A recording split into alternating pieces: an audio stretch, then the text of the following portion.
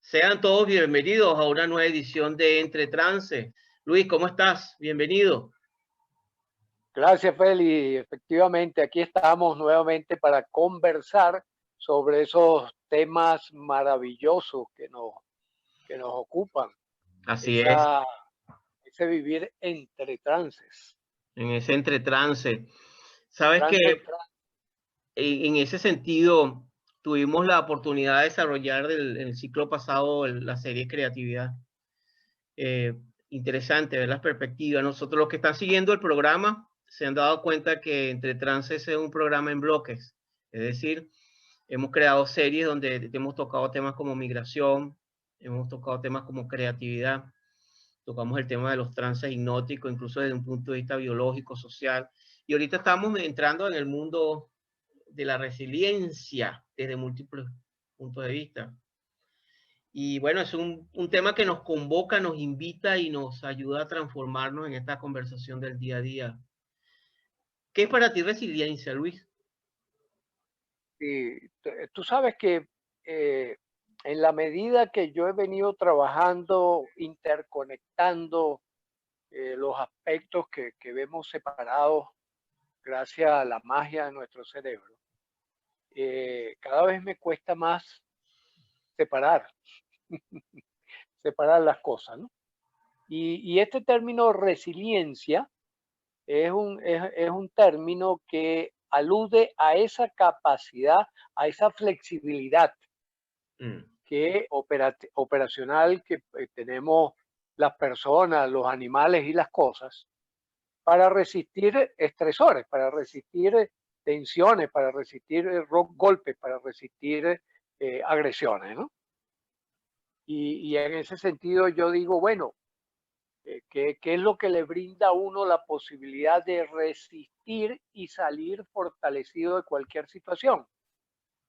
Las herramientas que tenga. ¿Qué herramientas tienes a mano? Y cuando digo herramientas me refiero en el caso humano, Feli, a las herramientas cognitivas, los pensamientos, las ideas, la información que manejo, la cultura, herramientas emocionales, cómo gestiono mis miedos, mis tristezas, mis rabias, mis alegrías, mis ternuras, todos esos elementos que están allí. Cómo gestiono mis sentimientos. Es decir, ¿qué hago con el amor? ¿Qué hago con el odio? ¿Qué hago con el resentimiento? ¿Qué hago ¿cómo se llama? Con la solidaridad humana. ¿Qué hago con todo eso? Y cómo todos esos elementos me llevan a tomar decisiones, acciones específicas que inciden sobre las distintas dimensiones que habitamos. La dimensión, en primer lugar, personal, qué pasa con mi cuerpo, por ejemplo, sale robustecido de qué situación, qué pasa con mis relaciones sociales, con mis relaciones familiares, laborales, qué pasa con mi relación con el mundo material, los elementos que tengo a mano, qué pasa con mis relaciones espirituales. Es decir, en ese conjunto de elementos es que yo ubico esa resultante, podríamos decir que interpretaría como que la resiliencia es el vector resultante de la combinación, permutación de esos elementos mencionados que están presentes constantemente en nosotros, ¿no? Así definiría yo resiliencia, ¿no? ¿Cómo la defines tú? Yo fundamentalmente lo veo como la capacidad de transformar internamente mis percepciones frente a la adversidad. Lo veo así, la capacidad de activar mis recursos para darle un sentido a lo que a veces no tiene sentido, desde un punto de vista de la experiencia existencial humana. Es decir, eh, yo creo que la vida es una experiencia, lo que desde mis gafas o desde mis lentes yo veo acá, la vida es una experiencia compleja, extremadamente compleja, no es fácil. más allá de lo que puedan plantear algunos. Pero yo creo que en ese sentido estamos continuamente enfrentados y desafiados por la vida, que es cambiante. Y en ese fluido de cambios que no controlamos, y eso es importante estar en paz con eso. De hecho, la mayoría de las cosas que afuera de la vida, esas fuerzas situacionales que no las controlamos nosotros, pero sí podemos tener una actitud y una visión y una mirada que nos permita, en lo posible, alejarnos sobre todo de la trampa y la culturalización de la víctima. Ese es un tema. Es decir, cuando la adversidad la uso como una muletilla para justificar la victimización y convertirme en una víctima profesional. Yo creo que eso es lo importante, eso es interesante. Sí, sí, que sería como la contracara de la resiliencia, ¿no? La contrarresiliencia. ¿Cuál es el antónimo de resiliencia, por cierto, no? Derrota. Debilidad, no sé, porque, Debilidad, ¿no? porque también hay otro elemento interesante. También Fíjate que es interesante porque resiliencia tiene que ver con flexibilidad, ¿no? sí. La resistencia de los materiales para... lo contrario sería la rigidez. El Titanic sería el ejemplo, que es el ejemplo clásico que ponen en las clases de ingeniería para mostrar la resiliencia, ¿no? Sí. ¿Qué fue lo que le faltó al Titanic? Resiliencia, Sí, precisamente. sí, Eran también, materiales demasiado rígidos. ¿No? también hay un elemento hermoso, Luis, hermoso y sublime y trascendente, que es el tema de la debilidad, eso que llamamos la debilidad, que huimos de esas palabras, o de esos aspectos que no nos gustan, que los jungianos llaman también la sombra, como una inmensa oportunidad. Está la llave, está ahí la llave del crecimiento. Eh, Te puedo contar una anécdota personal. Yo tardé muchos años en aprender a manejar y uno de mis grandes miedos fue manejar. Y por mucho tiempo eso fue para mí un gran dragón, un gran obstáculo para incluso evolucionar profesionalmente. Y un día tomé la decisión de ir a terapia para resolver mis propios miedos antes de tomar un volante, ¿no? Y fue interesante porque para mí el manejar se convirtió y se ha convertido en una de las experiencias más complejas, difíciles, sublimes, excitantes e interesantes y de mayor aprendizaje que yo he tenido en muchísimo tiempo, ¿no? Lo que para una persona es algo que a los 11 años puede tomar un volante y es normal, para otra persona es un enorme desafío. Y uno de los grandes desafíos, pero una de las grandes satisfacciones que he tenido es el poder disfrutar de manejar. Entonces, gracias a ese miedo, a esa angustia, a esa fobia que estaban allí, descubrí un universo nuevo. Descubrí un universo nuevo de placer, pero también de aprendizaje nuevo, ¿no? Como conductor. Entonces, eso es un ejemplo muy sencillo también, lo que yo creo que implica también la capacidad de, si no hubiese tenido la resiliencia de plantearme objetivos y manejar frustraciones, que es otro elemento sumamente importante, el manejo de la frustración en una cultura donde queremos todo ya aquí ahora, en el momento, la gratificación aquí ahora. Yo creo que uno de los elementos que conlleva a la resiliencia es también el manejo de la frustración y el manejo del tiempo. También el plantearnos las cosas a largo plazo, muchas veces no es a corto plazo o algo que necesitamos desarrollar. Sí, sí. Fíjate que es interesante porque yo suelo utilizar como metáfora la conducción en el trabajo de coaching, de terapia, en la mentoría, en cualquiera de las formas estas que dividimos la acción de asistencia. Yo utilizo mucho la metáfora de manejar. Yo le digo a las personas, la vida es que usted está conduciendo. Usted Sí, está conduciendo un vehículo, ese vehículo se llama cuerpo y usted lo va conduciendo. Y en esa vía por donde usted transita, bueno, por supuesto, aparecen obstáculos, aparecen sorpresas, viven con tanta incertidumbre, pero en la medida en que usted tiene más resiliencia, o sea, en la medida en que usted tiene más flexibilidad operacional sobre el volante, pues la mayoría de esos obstáculos lo superará sin mayores inconvenientes, ¿no? También dependiendo del estado de la carretera, etcétera, etcétera. Y le suelo decir a las personas, y fíjese, cada cierto tramo hay gasolinerías, hay sitios donde usted se abastece de combustible para continuar el viaje. Entonces, igualito, cuando usted está viviendo y la mayoría de estas cosas ocurren en estado de trance, ¿verdad? Como cuando uno conduce por una carretera muy prolongada, ¿verdad? Que suele entrar, que uno ni se da cuenta, no sabe qué es lo que está haciendo, pero automáticamente está resolviendo. Pero con la imaginación está volando por N lugares, ¿no? Y solo si aparece algún obstáculo o alguna situación diferente, uno vuelve al estado de conciencia, ¿no? Pero si no, la mayor parte de la vida uno está en estado de trance, ¿no? Y es el automatizar esas herramientas, el tener ya en modo automático el manejo, la conducción del vehículo, lo que hace que, bueno, que uno transite con agrado, con satisfacción, con sentido de vida, ¿no?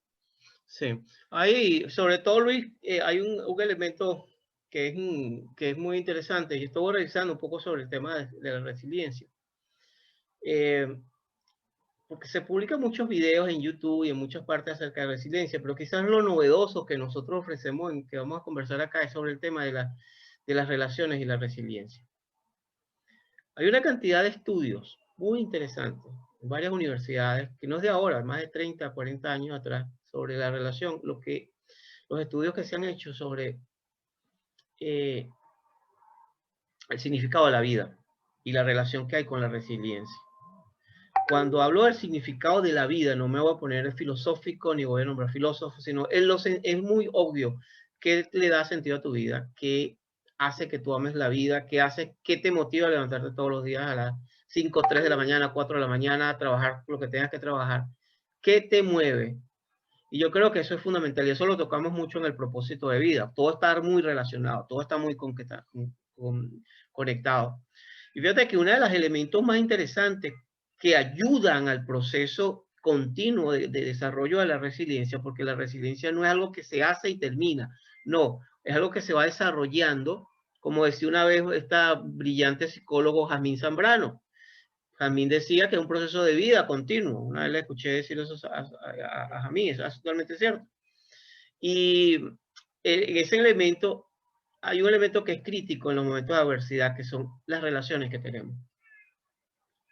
De acuerdo al número, incluso la significación de las relaciones que nosotros tenemos en nuestra vida, es algo que nos puede hacer más llevadero, nos puede acompañar, o por el contrario, las personas que viven en aislamiento social, que no tienen relaciones con otras personas, los estudios han demostrado que pudieran, no voy a generalizar todos, pero sí debo decir que lo que se ha encontrado es que la mayor parte de las personas que no tienen, experimentan relaciones profundas con otros seres humanos, tienden a enfermarse más rápido, tienden a envejecer más rápido y tienden a vivir en enfermedad mental con mayores número de índices que personas que están, por ejemplo, que tienen una red familiar bien constituida, amigos, comunidad, bien insertados socialmente, ¿no? ¿Qué has encontrado tú en tu viaje como terapeuta e investigador? Fíjate, en ese sentido les voy a contar a nuestros amigos invisibles, como decía don Arturo Uralpietri, nuestros amigos invisibles, una anécdota, ¿no? Cuando nosotros, el equipo del Colegio Neurocodex, estábamos buscando un logo para el colegio, ¿no? Y vimos esta foto en internet, ¿no? Fíjate, una composición, ¿no? Una composición de un cerebro hecho de manos.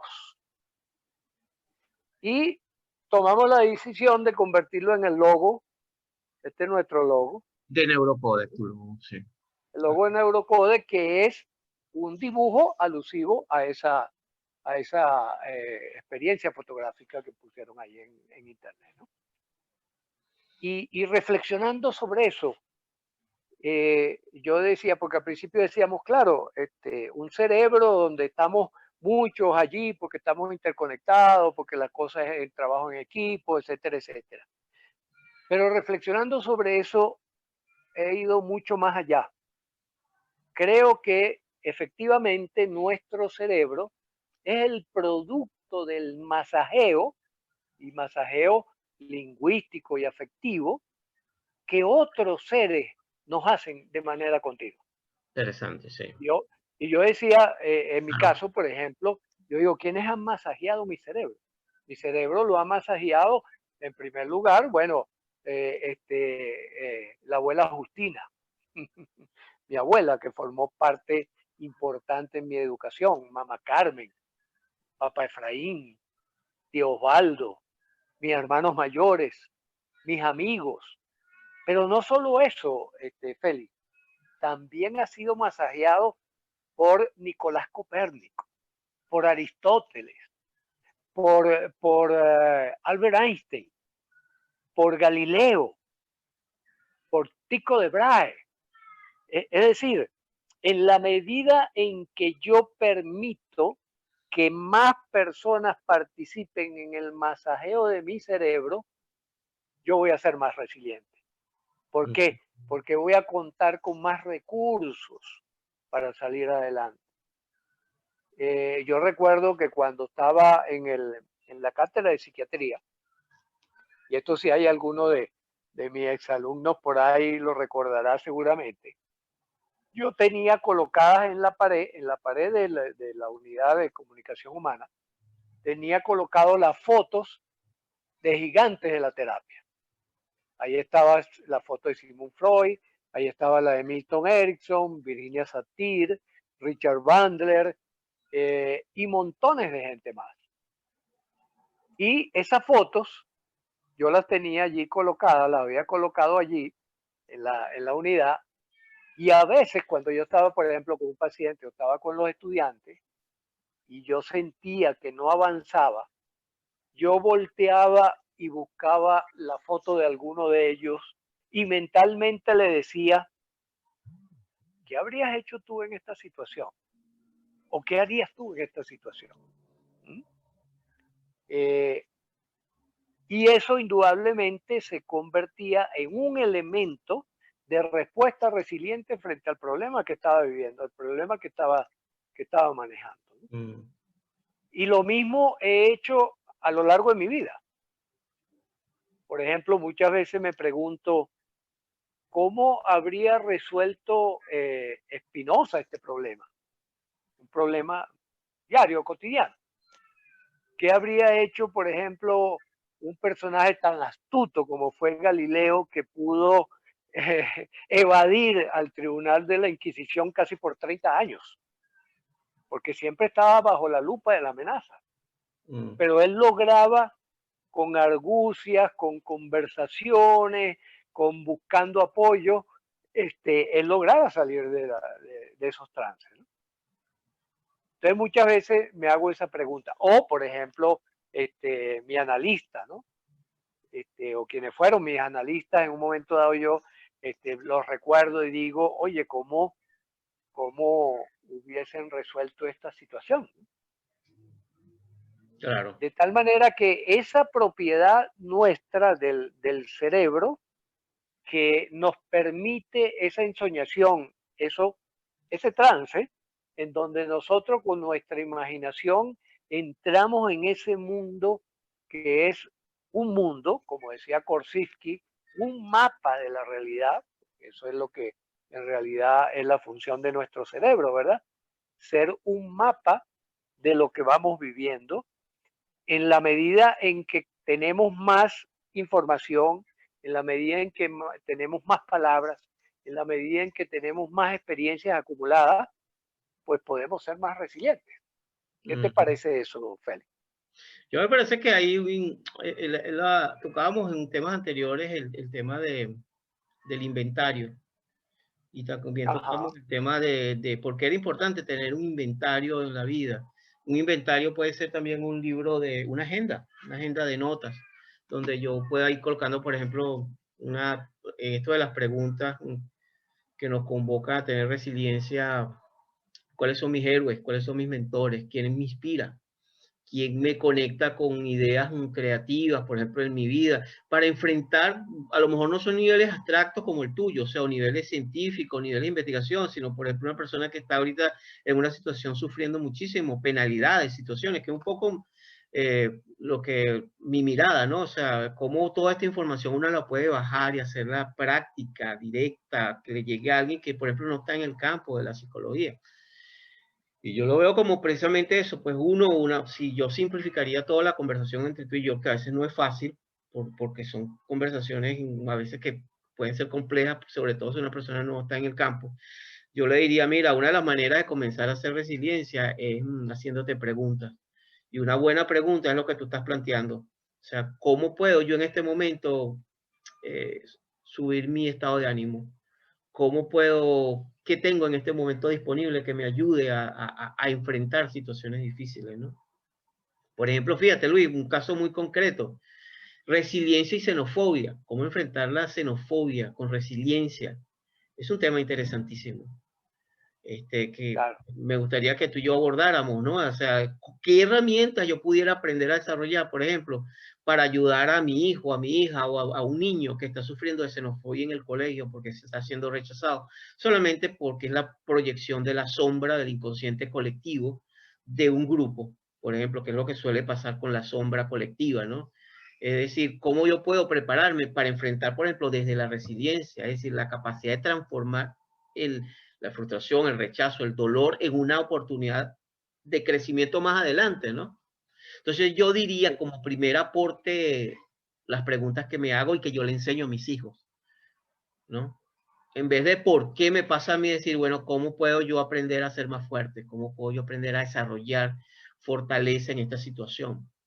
¿No? Y ahí sí entra mucho lo que tú hablas, bueno, ¿qué mentores tengo yo? ¿Quién me inspira? Hay gente que es una figura religiosa, no sé, hay gente que es la abuela, hay gente que es un cómics, que puede ser un personaje de TV, qué sé yo, ¿no? Eso el juego del hemisferio izquierdo y del hemisferio derecho, la utilización de esas partes integradas de nuestro maravilloso cerebro, creo que puede hacer una enorme diferencia. Sí, sí. Fíjate que yo siempre le recomiendo a las personas, ya que vamos bajando a ese, digamos, un nivel más práctico, ¿no? Mm. Siempre le recomiendo a las personas, bueno, la primera pregunta, ¿cuánto va a durar? Si yo estoy ante una situación eh, difícil, ante una situación amenazante, puedo preguntarme, bueno, ¿y esto cuánto va a durar? ¿Esto cuánto va a durar? Por ejemplo, Laura y yo estábamos en alta mar, en una lanchita, y se desató una tormenta. Pero una tormenta, tormenta de verdad, ¿no? O sea, yo nunca había estado en una situación más difícil que esta. Te puedo decir, Félix, por ejemplo, que nosotros veíamos olas del tamaño de un edificio. Y aquella lanchita, no, el motor no daba para nada porque era una barajita saltando de un lugar a otro en medio de una oscuridad y una lluvia terrible, ¿no? Ujú. Y yo le decía a Laura, cada ola que pasemos, y si seguimos vivos, significa que podemos contar esta experiencia más adelante. Así que aferrémonos a eso. Ese es el único discurso en la cabeza. Ola que pase y seguimos vivos, para adelante. ¿Mm? Es una manera es una manera de cuantificar, y esto es interesante, Feli, aquí como corolario, que es impresionante cómo cuantificar, cuando tú cuantificas, ya de por sí hay un alivio. Es cierto. Y ese, por ejemplo, ese truco de decirle a la persona, bueno, dime de 0 a 10 cuánta ansiedad tienes, por ejemplo, ya uno ve inmediatamente que la ansiedad sufre un bajón. Entonces, cuantificar, por ejemplo, bueno, esta experiencia cuánto va a durar, ¿no? Y que uno estime cuánto va a durar una experiencia de amenaza, cuánto va a durar una experiencia terrible. Por ejemplo, en estos momentos nos preguntamos, bueno, ¿y este coronavirus cuánto va a durar?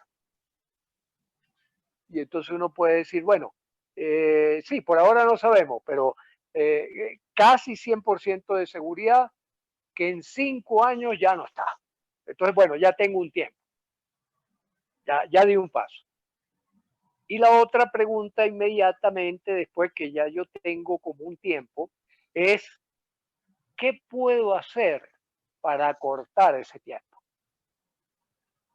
Por ejemplo, mientras nosotros estábamos en la tormenta, no teníamos ninguna posibilidad de acortar el tiempo, salvo la concentración. Como nos enseña pues Richard Bandler, el tiempo se acorta o se alarga según la actitud que nosotros tomemos. Y entonces, bueno, vamos a esperar cuánto. Y la experiencia interesante es que, por ejemplo, a nosotros nos pasó y ha sido contado por muchos pacientes en distintas oportunidades, es que cuando terminó, cuando apareció la luz y aquel mar se convirtió en un plato, y yo dije, wow, esto es lo que la gente dice que después de la tormenta viene la calma, ¿no? Aquello era casi un piso, el agua, el mar era casi un piso. Y en ese momento me pareció que había durado poco. Había durado 2 horas. 2 horas. En esa situación estuvimos. Pero cuando terminó, mi sensación fue, oye, pasó rápido. Pasó sin que me diera cuenta. ¿Ya? Entonces, son elementos de ayuda y que indudablemente nos dejan una enseñanza resiliente, ¿no? La enseñanza es, yo creo que mientras estemos vivos, hay posibilidades. Es Mientras una estemos buena, vivos, hay posibilidades y hay oportunidades. es una buena brújula. Es una buena brújula Sí, sí, sí. de rumbo. Sí, y Entonces, bien práctico, y bien práctico.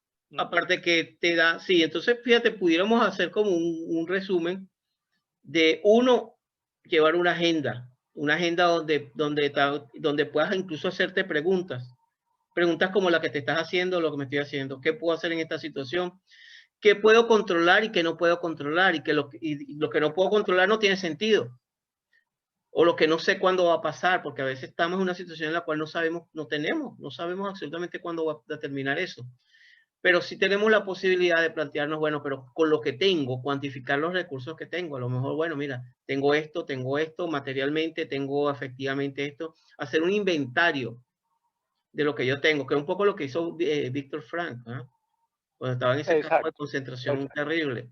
Él se aferró a sus memorias, a sus recuerdos, a su espíritu, y en ese sentido elaboró su sentido. Además que hay algo interesante que incluso, Luis, va más allá de la técnica, es que el cerebro reorganiza experiencias en función de la actitud que uno va tomando. Hay algo sistémico, organísmico, que cada quien va encontrando sus propios recursos, sus propias capacidades, de acuerdo a su originalidad y su individualidad, y el contexto cultural, por supuesto, en el cual uno se maneja, ¿no?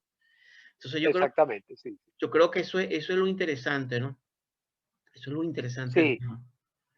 sí, entonces son recursos que van aumentando la flexibilidad para operar. Podríamos entonces retomar la definición de resiliencia, ¿no? Como esa flexibilidad operativa para ir creciendo, para ir fortaleciéndose, ¿no? Para ir Exacto. fortaleciendo en la medida que vamos viviendo, ¿no? Sí, y también hay un elemento que lo resaltas muy bien, el tema de cuán flexible soy yo. O sea, cuál es mi flexibilidad para aprender a soltar cosas y aprender a fluir en medio de una situación de incertidumbre. Vamos a estar claro, al ser humano no nos gusta, a los seres humanos no nos gusta la incertidumbre. O sea, Exacto, no sí. nos gusta, no nos es cómodo. En la inmensa mayoría de los casos, la inmensa mayoría. Este, Incluso nosotros tenemos un componente a nivel de nuestro sistema nervioso central que Simón de Dubois, ¿te acuerdas de esta Simón, de la profesora de la Universidad Simón Bolívar, cuando ella hablaba del cerebro triuno? Ajá. Es, Sí, sí, sí.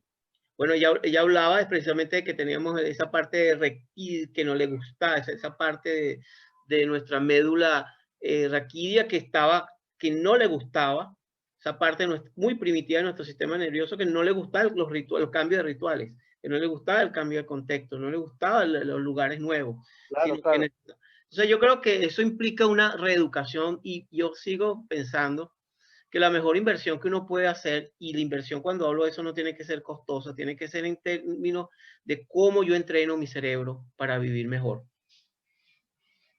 Así es.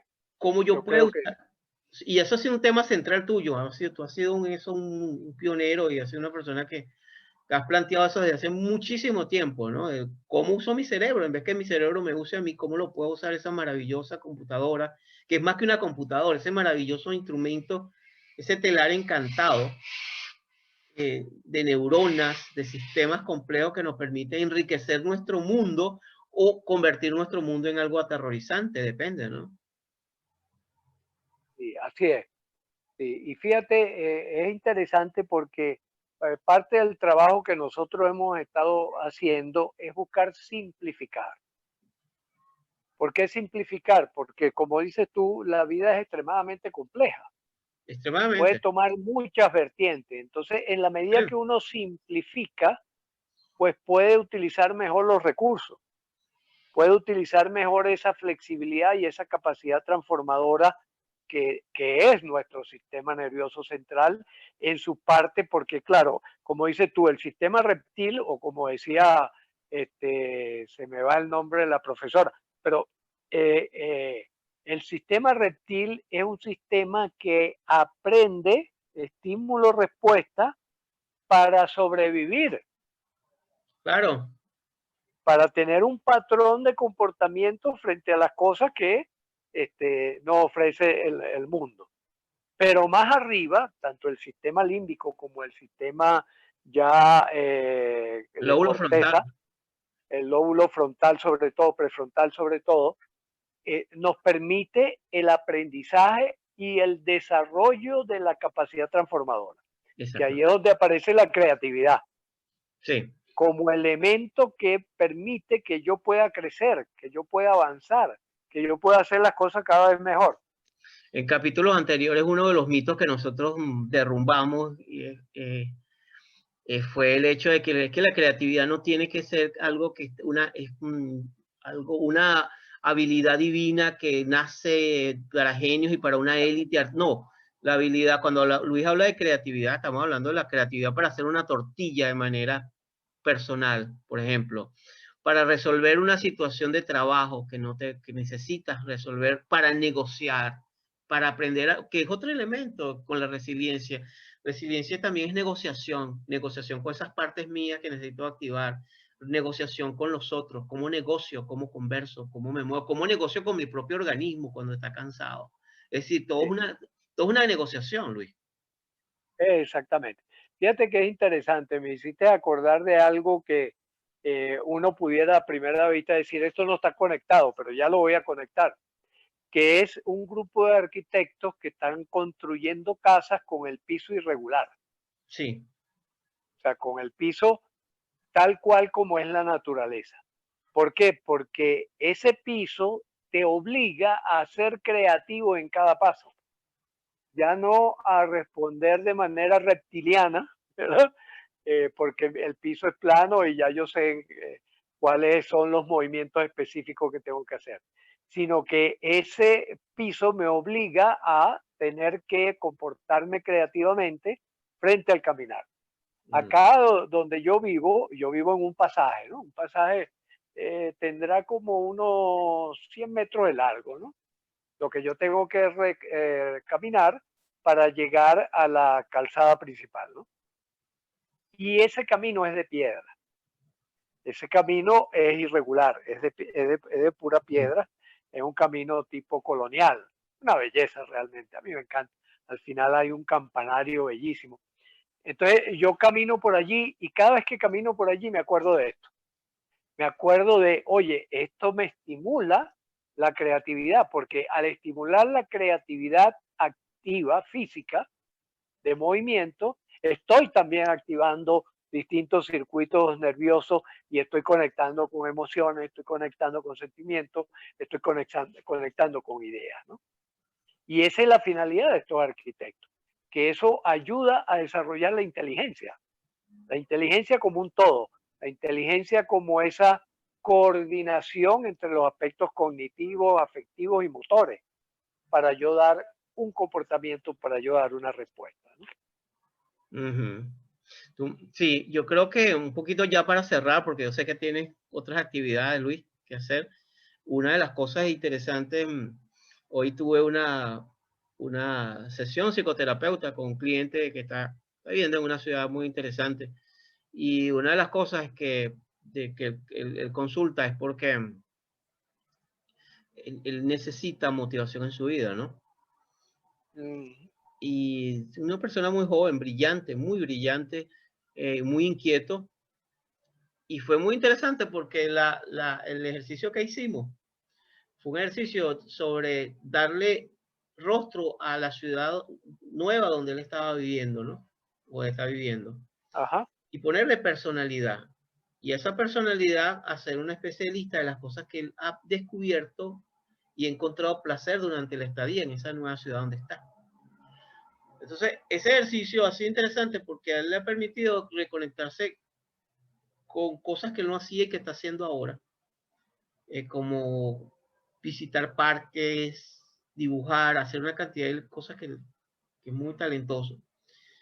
Y es interesante cómo eso lo ha ayudado a él a empezar a incrementar sus niveles de resiliencia frente a las situaciones que él no puede cambiar, Claro. ¿no? Este es un pequeño ejemplo de la utilización también de los espacios físicos para nosotros, desde esa imaginería activa, como diría Jung, de esa conexión de que el mundo está vivo, que podemos, de una flor, de una postal que es gratis, que está allí en una tienda, que de una estatua, de una escultura, nosotros podemos tomar elementos, y esa es la función del urbanismo, proveer un ambiente que eleve el espíritu. Entonces, también, ¿qué tenemos nosotros en nuestra vida? A lo mejor lo que tenemos es tenemos una maravillosa y hermosa montaña al frente de nosotros que no nos pasamos todos los días y no nos detenemos a cultivar, a experimentar la presencia de ese gran gigante frente a nosotros que nos está diciendo cosas. Momentos de contemplación, momentos de Exacto. silencio, momentos de Sí, aquietar la mente y de escuchar más lo que hay entre nosotros y ese diálogo entre nosotros y el mundo y nosotros. Es decir, yo creo que eso constituye un elemento clave también cuando se habla de resiliencia. sí, sí, sí, sí. Y fíjate que, por ejemplo, yo tengo acá enfrente, hay un ventanal y enfrente tengo al Ilaló. El Ilaló es el volcán extinguido más antiguo de la cadena de los Andes, ¿no? Interesante. Entonces dicen que es un centro de energía y una cosa y tal. Y yo la verdad es que disfruto mucho, Félix, cuando lo contemplo, veo su forma, porque además la forma me resulta muy llamativa. Es como una especie de silla de montar caballos, Mm. ¿no? Muy, muy hermoso, realmente es un espectáculo muy hermoso. Y a esta hora, por ejemplo, acá son ya las 6:30 de la tarde, hora de acá, y empieza el espectáculo de las luces, ¿no? El Hermoso. espectáculo del ocaso del sol, ¿no? Y entonces comienzan a aparecer colores violetas, colores rojos, colores azules, un espectáculo realmente maravilloso. Hermoso. Eso yo lo respiro y yo le digo a la gente, respire, respire profundamente eso que usted está viviendo como una oportunidad única. Sí. En días atrás me decía una paciente, ella me decía, es que yo tengo que ser realista, ¿no? Ujú. Y tengo que tomar en cuenta que pueden pasar muchas cosas malas, que me puedo enfermar, que no sé qué cosas. Y yo le decía, bueno, sé realista, acepta que estás viva.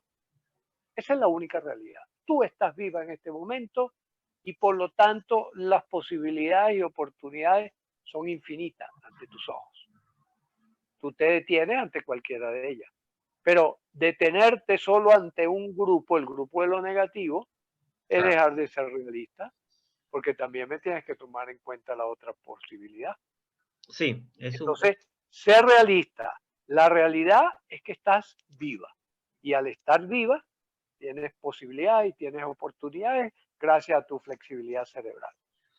Sí, eso, de hecho, eso es una valiosa actitud de vida. Decir, bueno, tengo un Claro, cerebro y mi cerebro es un cerebro plástico que está abierto. Plástico implica de plasticidad cerebral, que es un cerebro que estoy aprendiendo continuamente. Eso me hace único, porque los aprendizajes que tengo son únicos y eso me permite desarrollar oportunidades donde otros ven imposibles, yo veo milagros. Bueno, mira, el mundo está lleno, Luis, de personas con claro. disabilidades, con incapacidades, con discapacidades, haciendo cosas, milagros, haciendo cosas que mucha gente que tiene todas sus funciones completas, corporales completas, no puede hacer o no hace, porque sencillamente, es decir, el mundo está terminado para el que piensa que el mundo se acabó, que no hay nada que hacer. Y el mundo está lleno de posibilidades para el que dice, bueno, mira, aunque creo que nosotros somos seres finitos que somos, yo en ese sentido estoy muy alejado de la visión de Prometeo o la visión titánica, no menos cierto es, y sería mezquino, no aceptar y no entender que estamos dotados de un cerebro maravilloso, creador y creativo, que nos permite elevarnos por encima de las circunstancias y desarrollar un espíritu creativo, resiliente e innovador en donde quiera que nos encontremos, bien sea lo que estemos haciendo. Todo va a depender mucho de nosotros también. Y yo creo que esa es la invitación que estamos haciendo desde hace mucho tiempo en Entre Trances, ¿no? Abrirnos a las posibilidades. Y eso es el objetivo nuestro en este programa, ¿no? Exactamente, sí, llevarle a la gente esa realidad. Además que tú Mire, usted tiene posibilidades y oportunidades infinitas por delante. además, Luis, que nosotros somos ejemplos de vida de eso. Yo siempre lo he dicho y siempre lo comento. Yo hablo con el ejemplo de mi vida, no con lo que yo digo. Las palabras se las lleva el viento, pero uno habla con la conducta. Yo tuve la suerte que desde muy, muy joven yo comencé a entrar en esta simple y profunda filosofía de vida, que es simple, pero que no es simple, es muy profunda. Es que sencillamente tengo capacidades y que podemos hacer cosas si estamos dispuestos a pagar el precio. Y Leonardo da Vinci lo dijo en una frase hermosísima. Dice, Dios mío, tú nos has dado todo por el precio, tú me has dado todo por el precio de un esfuerzo, ¿no? Eso implica Exactamente. disciplina, eso implica que las musas no vienen de la divinidad, sino que hay que sentarse, hay que trabajar, hay que planificar, hay que organizarse, hay que invertir y hay que, ¿por qué no? Tener momentos de entender que hay momentos que hay que sencillamente el barco se enfrenta a tempestades y como buenos capitanes, el buen capitán no determina el clima, pero sí lleva el barco a buen puerto, ¿no? A puerto seguro. Exactamente, sí, sí, sí. Como decía nuestro abuelo maestro, Sigmund Freud, ¿verdad? Sí, Decía, soy un hombre afortunado, nada me ha resultado fácil. sí, sí, sí. Así es, Sí, así señor. es. Bueno, Luis, ya entonces nos estamos convocando en el próximo Entre Trance, donde ya con iniciamos este introductorio de resiliencia, que espero que nos permita hacer un viaje muy integrador de todo lo que hemos estado haciendo los últimos 6 meses, 7 meses de trabajo. Así es, así es, así es. Y bueno, aprovecho y me despido de todos nuestros amigos invisibles. Sí, y decirles que Y si les gusta nuestro trabajo, denos un like porque eso nos incentiva o cualquier comentario o pregunta o tema que quieren que tanto Luis como yo desarrollemos, bueno, estamos muy, muy abiertos a, claro, a estar y, interactuando con ustedes. y yo le digo a las personas, reproduzcanlo si les parece que vale la pena, si les parece que es interesante lo que nosotros estamos comentando y les resulta útil, también que lo reproduzca, ¿no? Se lo envíe a otra persona, lo comente, etcétera, etcétera. Sí, como diría Milton Erickson, si algo te llevas de acá, de esta casa, si algo te sirve, si algo te sonó, pásalo a otro. Exacto, pásalo.